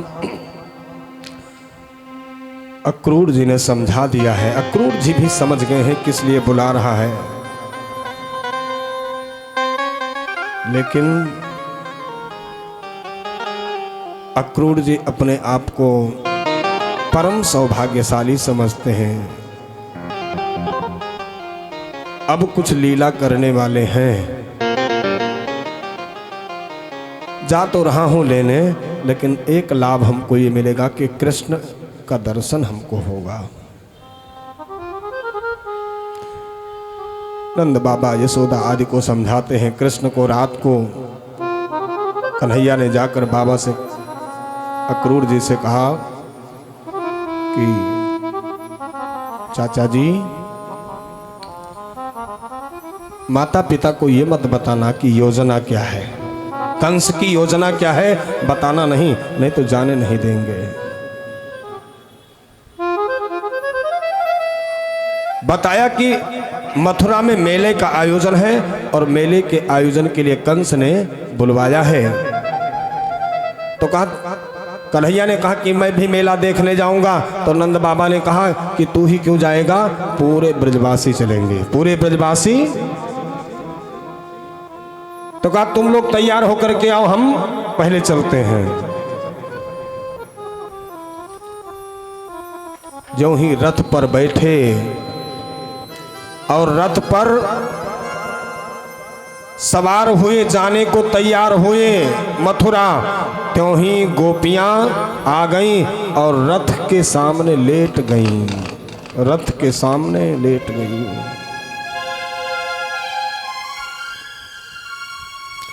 कृष्ण ने कहा कि मैं तो मेला देखने जा रहा हूं, आज जाऊंगा, एक दिन मेला देखूंगा और दूसरे दिन वापस आ जाऊंगा। गोपियां कहती हैं कि जब आप गौचारण के लिए जाते हो तब हम आपका दर्शन करते हैं, देखते रहते हैं, और संध्या जब होती है तो अपने छत पर खड़ी होकर के निहारती रहती हैं कि अब आएंगे, अब आएंगे, अब आएंगे। सारा दिन बिरह में बीत जाता है और आपके दर्शन हो जाते हैं। आप अब जा रहे हो, कब आओगे कुछ पता नहीं। जा तो रहे हो लेकिन कब आओगे कुछ पता नहीं है। भगवान ने गोपियों को समझाया, कहा जा रहा हूं, जल्दी आऊंगा, परसों को कही के बरसों बीते। गोपियां जब भगवान के रथ के आगे लेट गईं, गोपियां जब भगवान के रथ के आगे लेट गईं तो भगवान ने समझाया गोपियों को कि मैं समझा रहा हूं, मैं कृष्ण तुमसे कह रहा हूं, मेरी बात मान लो, मैं तुमसे प्रार्थना कर रहा हूं कि हमको जाने दीजिए, मेले का दर्शन करने जाना है, मेला देखने जाना है, मेला देख करके वापस आ जाऊंगा। बोले वृंदावन बिहारी लाल की। भगवान मथुरा पहुंच जाते हैं। सभी गोपग्वाल भी, सभी गोपग्वाल संध्याकालीन सब पहुंच जाते हैं। भगवान थोड़ा जल्दी पहुंच गए तो भगवान ने कहा नंद बाबा से कि बाबा मेला देखा हूं। तो नंद बाबा ने कहा कि सुबह देख लेना। कहा नहीं, ये बच्चों का मन है तो सुबह। कहा साथ में? कहा साथ क्या, आप अपने अपने अपने साथी ढूंढ लो, बुजुर्गों को, और हम अपने साथियों को लेकर के। तो भगवान मेला देखने जाते हैं और इसी बहाने समस्त मथुरा वासियों को भगवान अपना दिव्य स्वरूप का दर्शन कराते हैं। भगवान ने एक धोबी का उद्धार किया। हाँ जी, ध्यान से सुनिए, मैंने निवेदन कर दिया है, प्रतिलभ्य कामम भक्ति की प्राप्ति बराबर कंसबद्ध। सुनना चाहोगे तो हो गया, नहीं तो अभी कर चुके हैं, पहले ही कंसबद्ध कर चुके हैं।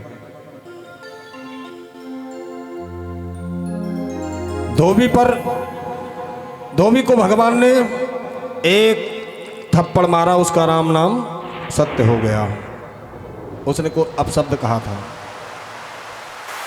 कुब्जा पर भगवान ने कृपा करी, चंदन लगवा करके। एक माली पर कृपा करी, एक दर्जी पर कृपा करी, और फिर सीधे कहाँ पहुंच गए? यज्ञशाला में, मेले में पहुंच गए। कुबलया नाम का पीड़ को कंस ने रास्ते में लगा रखा है, कन्हैया आए तो यही मार देना। कुबलया पीड़ का भगवान ने उद्धार किया। एक दांत तोड़ा बलराम जी ने, दूसरा दांत तोड़ा कृष्ण ने। दोनों ने तोड़ करके और सीधे पहुंच गए जो मल्लशाला है। चाणूर मस्तक आदि का भी संहार किया। ये सारा दृश्य देख रहा है कंस, और भगवान वो 7 ड्योढ़ी ऊपर चढ़ा है और भगवान वहां से कूदते हैं। 1 2 3 4 5 6 और 7वें ड्योढ़ी पर पहुंचते हैं और कंस का बाल पकड़ते हैं। बगाल पकड़ करके भगवान एक पटकनी मारते हैं और कंस का राम नाम, कंस का राम नाम सत्य। कंस की मृत्यु हो जाती है। भगवान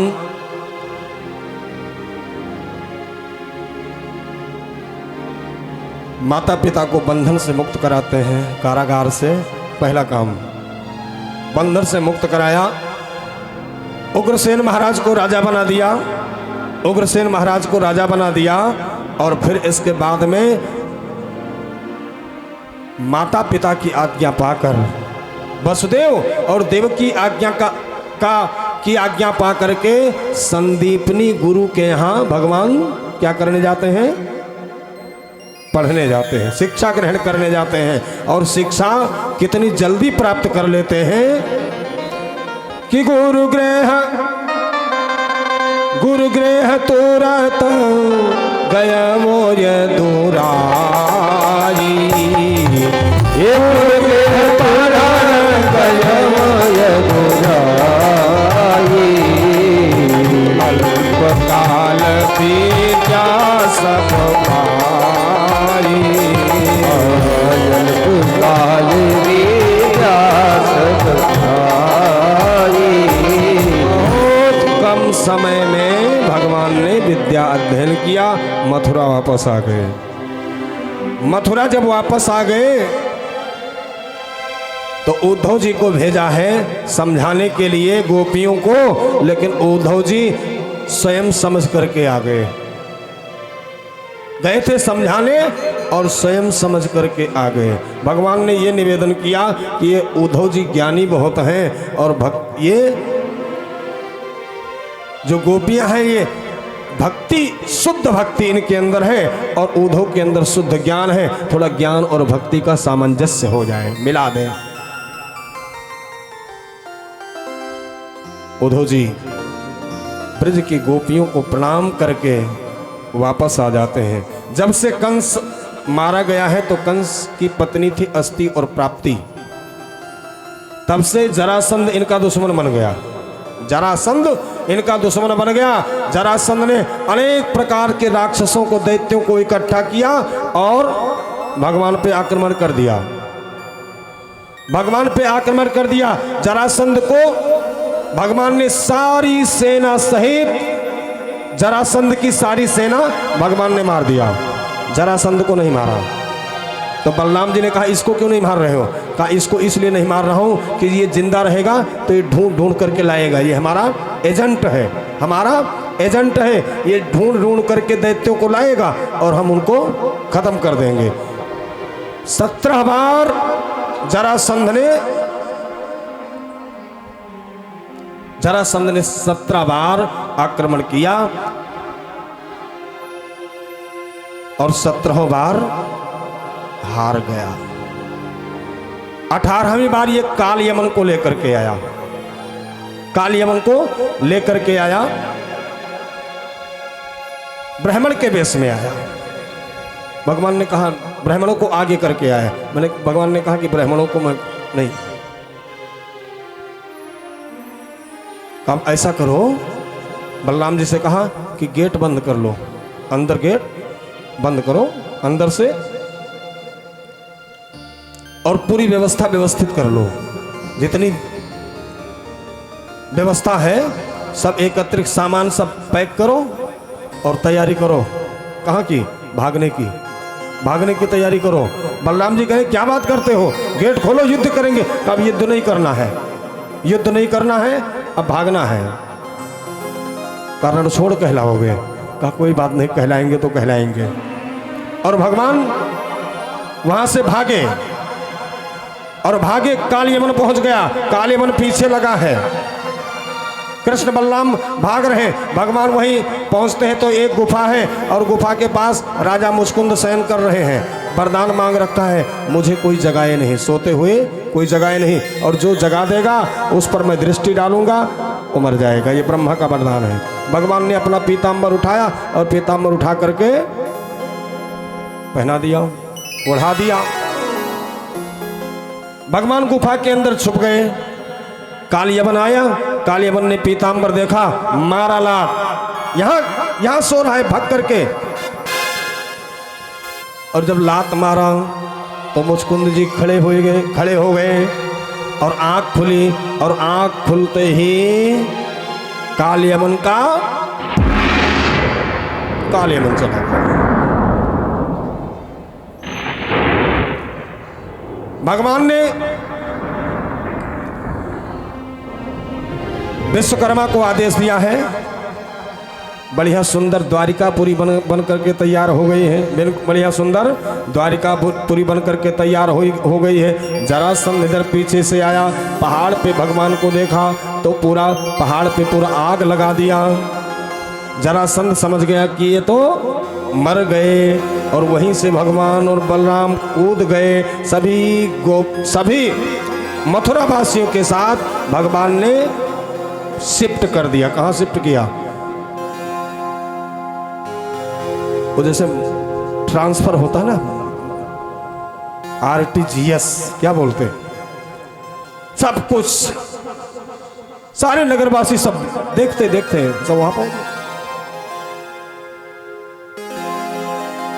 क्या होगा राम जाने क्या होगा।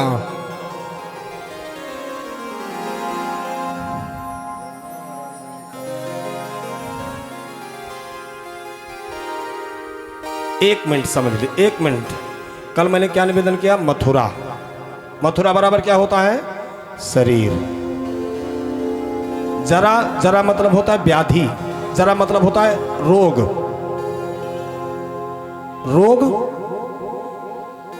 मथुरा में यानी शरीर में रोग आक्रमण करता है। कितनी बार करता है? गिनती नहीं, 17 बार आक्रमण किया है। कितनी बार करता है आक्रमण? हम बचने का यत्न करते हैं और बच भी जाते हैं, लेकिन जब काल यमन के साथ आता है तो फिर मथुरा खाली करनी पड़ती है। मथुरा हर किसी को खाली करना पड़ेगा, चाहे कोई भागवताचार्य हो, चाहे कोई शंकराचार्य हो, और चाहे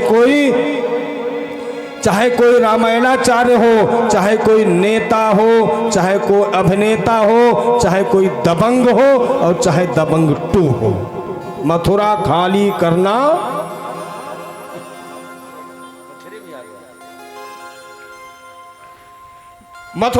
करना पड़ेगा। लेकिन भगवान ये भी निवेदन कर रहे हैं, मथुरा खाली करने से पहले द्वारिका बसा लीजिए। ठीक, ये पक्का है, मथुरा खाली करनी है और द्वारिका बसा लीजिए। समझने वाले के लिए इशारा काफी है, क्योंकि बहुत विस्तार नहीं कर सकते, समय मेरे पास बहुत कम है। द्वारिका, द्वारे का, जिसके द्वारे पे का हो गया उसकी समझिए द्वारिका बस गई। अब द्वार का मतलब क्या होता है और का मतलब क्या होता है? का मतलब मैं पहले समझा चुका हूं। का मतलब होता है ब्रह्म, का मतलब होता है ईश्वर, का मतलब होता है परमात्मा।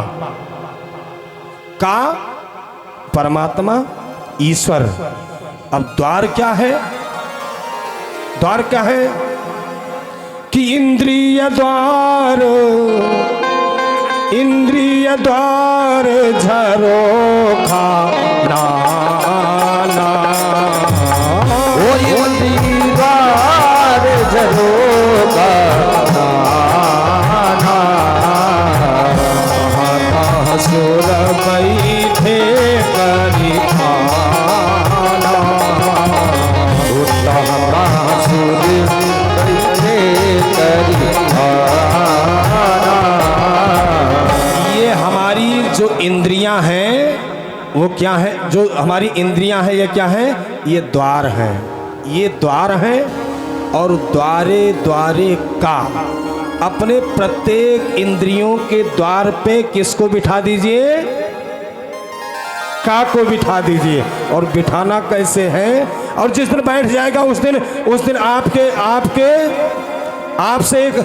आपके मुख से एक भजन निकला करेगा, और मुख से नहीं निकलेगा। आपकी आंख कहेगी भगवान का दर्शन करना है, आंख नहीं दर्शन नहीं पाओगे ना तो आंख मिलमिलाने लगेगी। कान कथा सुनने को नहीं मिलेगा तो कान खुजलाने लगेगा। आपकी इंद्रिय काम वही काम करेंगी जब तक परमात्मा को प्राप्त करने के लिए सारी इंद्रियां विकल हो जाएंगी। कैसे विकल हो जाएंगी?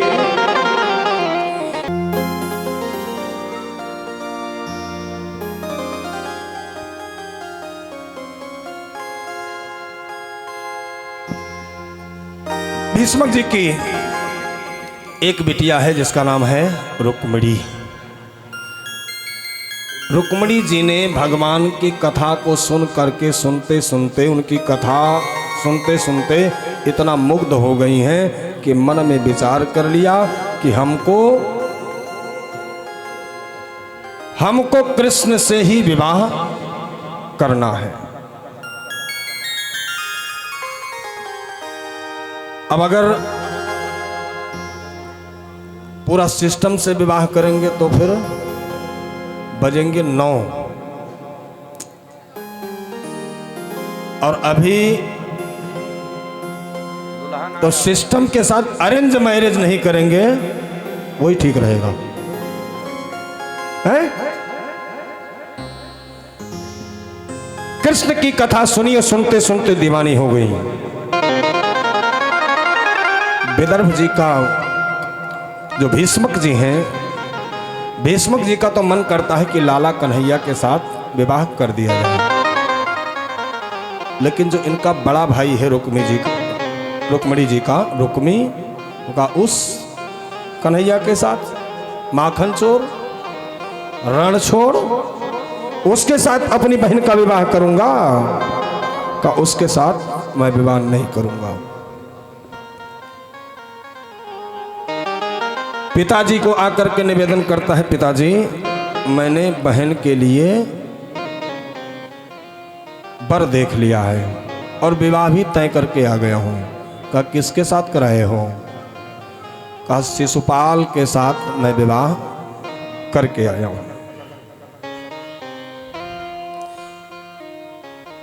शिशुपाल के साथ, शिशुपाल बिल्कुल राक्षस जैसा व्यवहार, शिशुपाल का व्यवहार बिल्कुल राक्षस जैसा।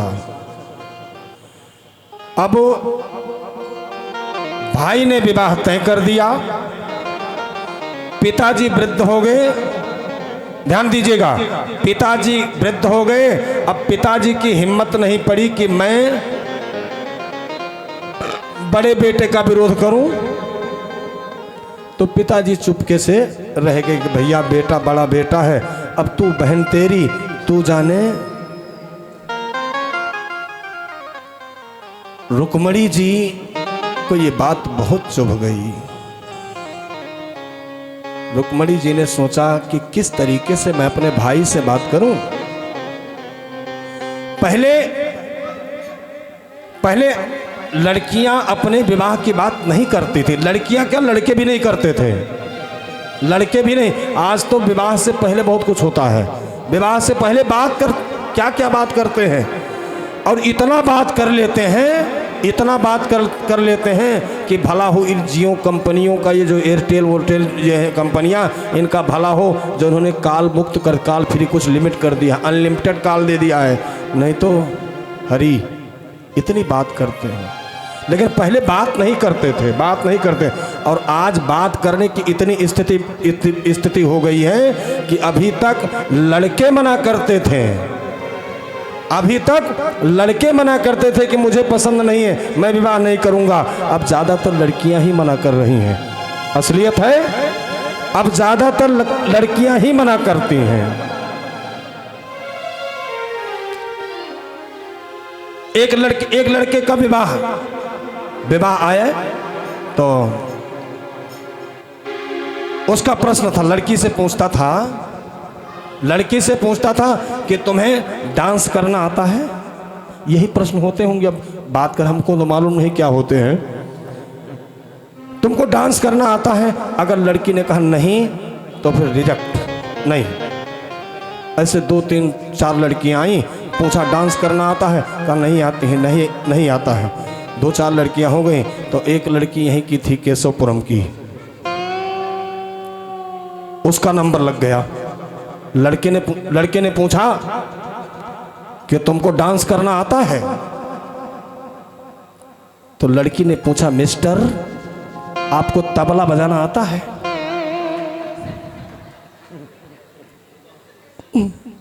कहा नहीं, मुझे तो तबला बजाना नहीं आता है। तो कहा जब मैं डांस करूंगा तो तबला तेरा बाप बजाएगा क्या? जब मैं डांस करूंगा तो तबला कौन बजाएगा? तेरा बाप बजाएगा। मैं रिजेक्ट करती हूं, और उसने रिजेक्ट कर दिया। लेकिन रुक्मिणी मैया की कुछ व्यवस्था है, उन्होंने किसी से नहीं कहा। एक कोने में बैठ करके रोने लगी। भाभी आ गई, भाभी से सारी बात बता दी कि मैं मन से कन्हैया को मान चुकी हूँ, अपना पति,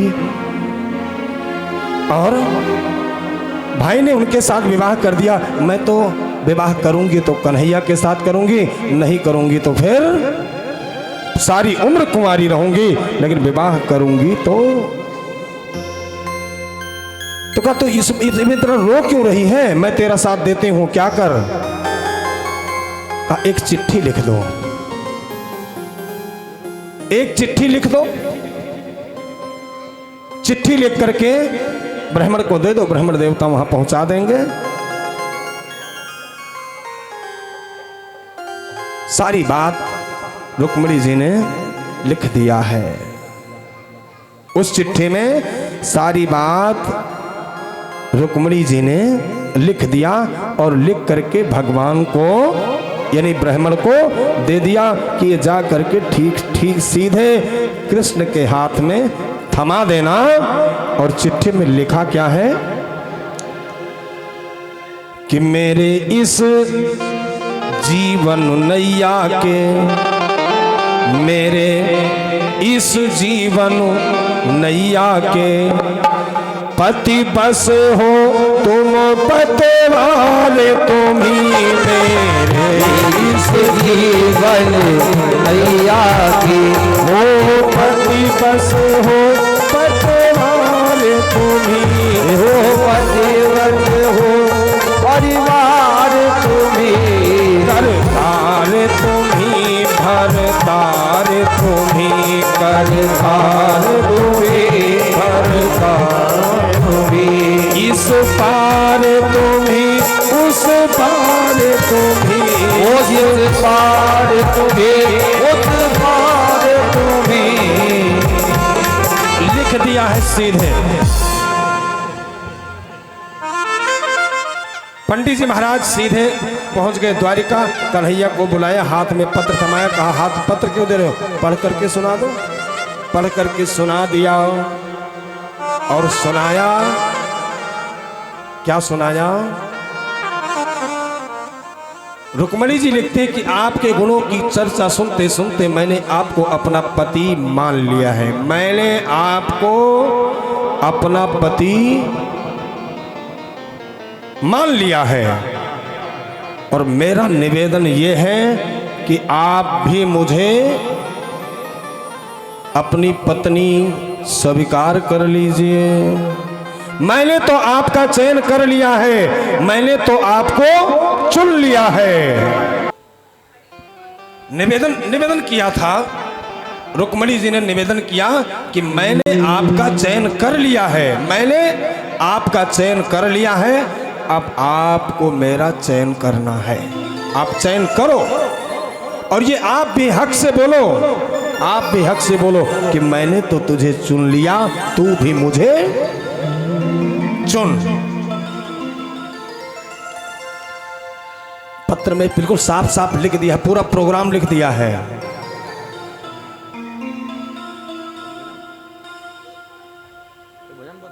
बस ठीक है, पूरा प्रोग्राम लिख दिया है पत्र में। क्या लिखा है कि मुझे ब्याहने के लिए शिशुपाल आ गया है, बारात लेके आ गया है, और मैं उसके साथ विवाह नहीं करूंगी, क्योंकि शेर का भाग कोई गीदड़ नहीं ले जा सकता।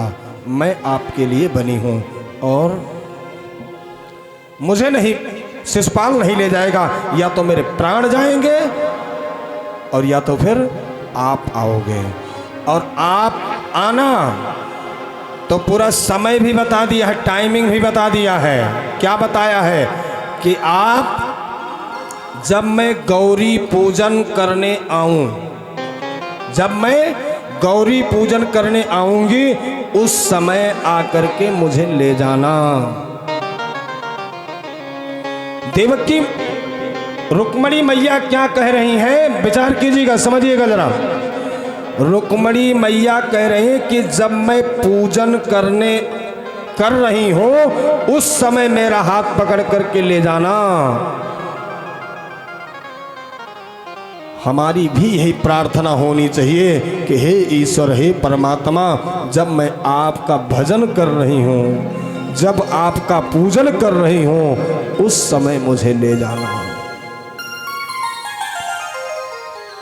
उस समय नहीं बुला रही हूँ। रुक्मणी मैया उस समय नहीं करी है कि जब आईसीयू में भर्ती हूँ, पीसीयू में भर्ती हूँ, जब हमारे नाक में नली पड़ी हो, कान में पड़ी हो, मुंह में पड़ी हो नली, और कहाँ कहाँ, यहाँ वहाँ जहाँ तहाँ मत पूछो, कहाँ कहाँ जब नली पड़ी हो तब लेने नहीं आना, जब मैं आपका पूजन कर रही हूँ तब मुझे लेने आना।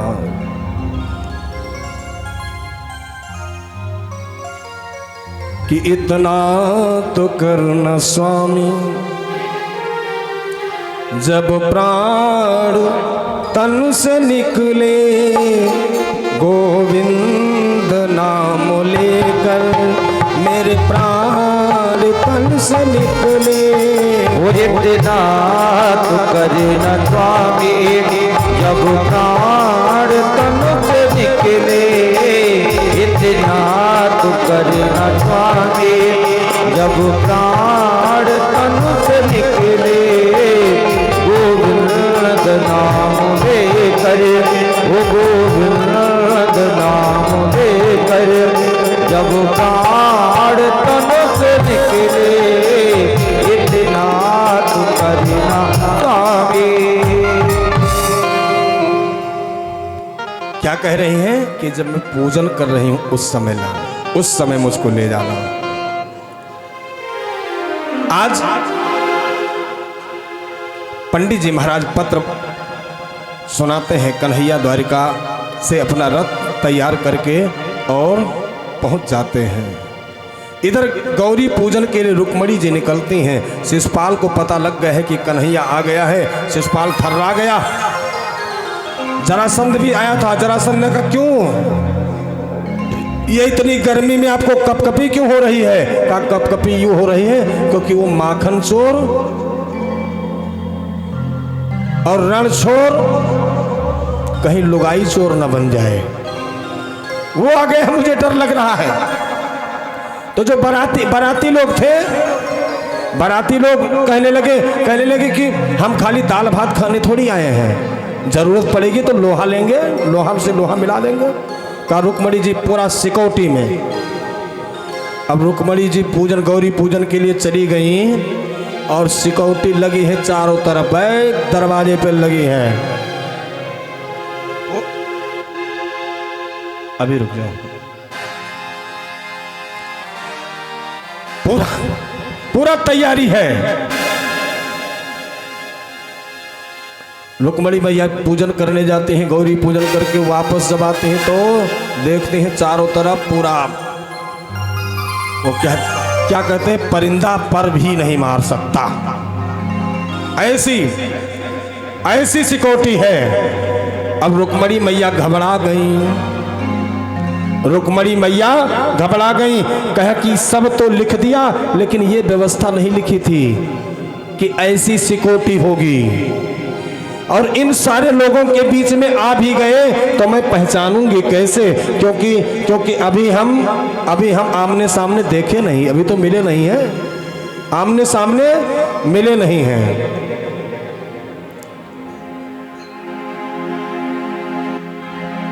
तो भगवान, ये रुक्मणी जी विचार करती जा रही हैं, तब तक भगवान का रथ आ गया।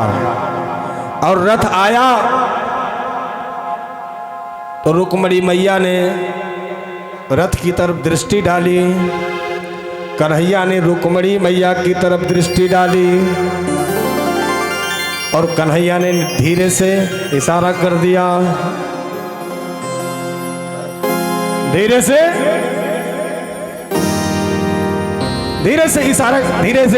इशारा कर दिया।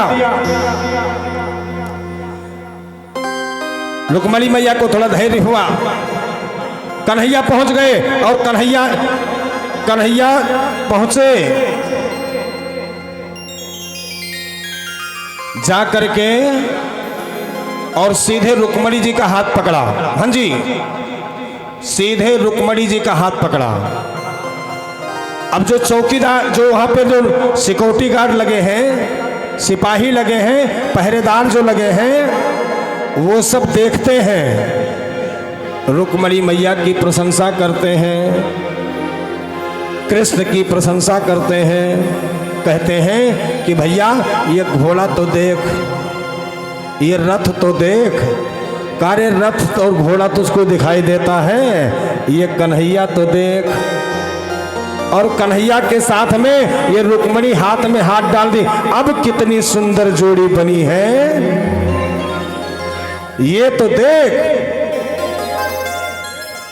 अब कितनी सुंदर जोड़ी बनी है, ये देख। और कन्हैया ने रुक्मणी जी का हाथ पकड़ा और रुक्मणी जी का हाथ पकड़ करके लेकर रथ में बिठाया और रथ में बिठा करके भागे।